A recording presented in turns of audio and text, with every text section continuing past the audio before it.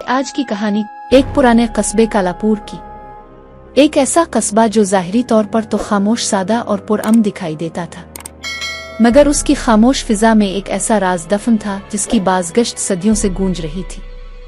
एक आसिबी गुड़िया की कहानी, जो न सिर्फ एक बच्चे की जिंदगी बदलने वाली थी बल्कि पूरे खानदान को अंधेरों में धकेलने वाली थी। जब अली अपने खानदान के साथ कालापुर के इस वीरान इलाके में पहुंचा तो इसे अंदाजा नहीं था कि इसका नया घर दरअसल मौत की दहलीज पर खड़ा है। वो कोठी जो बरसों से बंद थी अब दोबारा आबाद हो रही थी, लेकिन कुछ ऐसे साए भी जाग उठे थे जो बरसों से इस लम्हे के मुंतजिर थे। पहली रात ही अली को कुछ अजीब सुनाई दिया, जैसे कोई बच्ची कब्रिस्तान से हंस रही हो, लेकिन कब्रिस्तान तो सुनसान था। अली ने नजरअंदाज किया, मगर अगले दिन जब वो घर के पिछले हिस्से में खेल रहा था तो एक अजीब सी चीज इसकी नजरों में आई। जमीन में दबी हुई एक पुरानी मैली और खौफनाक गुड़िया।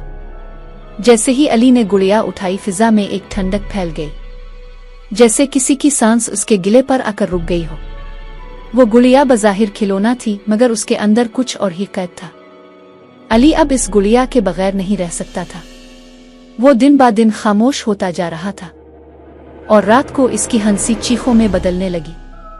माँ बाप ने इसे समझाया, गुड़िया छीन कर अलमारी में बंद कर दी, लेकिन अगले दिन अली की माँ सीढ़ियों से नीचे गिर गई और उसके चेहरे पर ऐसा खौफ था जैसे किसी ने इसे धक्का दिया हो।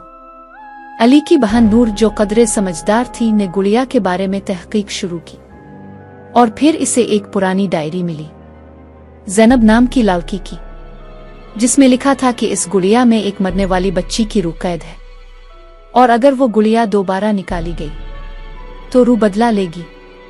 अब घर में रोज कुछ ना कुछ होता। दरवाजे खुद खुलते, रोशनी बुझ जाती, आईने पर खून से पैगाम बनते। अली की आंखें लाल और चेहरा बेजान होता जा रहा था। नूर ने फैसला किया कि वो गुड़िया को वापस इसी कब्रिस्तान में दफन करेगी जहां से वो निकाली गई थी। रात के अंधेरे में जब हर तरफ खामोशी छाई थी, नूर अपनी सहेली के साथ कब्रिस्तान पहुंची। जैसे ही गुड़िया को जमीन में दफन करने लगी, एक साया नमूदार हुआ। एक औरत जिसकी आंखें खाली थीं, चेहरा जला हुआ और आवाज में ऐसा दर्द जैसे सदियों से कैद हो। वो चीखी, मेरी नींद खराब की है, अब तुम सब मेरे हो। नूर बेहोश हो गई। जब आंख खिली तो वो अस्पताल में थी।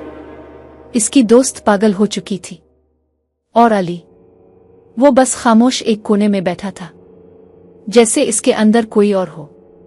गांव वालों ने बताया कि कब्रिस्तान की वो जगह कभी चुड़ैलों का मस्कन थी और ये गुड़िया उनके लिए दरवाजा थी जो दोबारा खिल चुका था।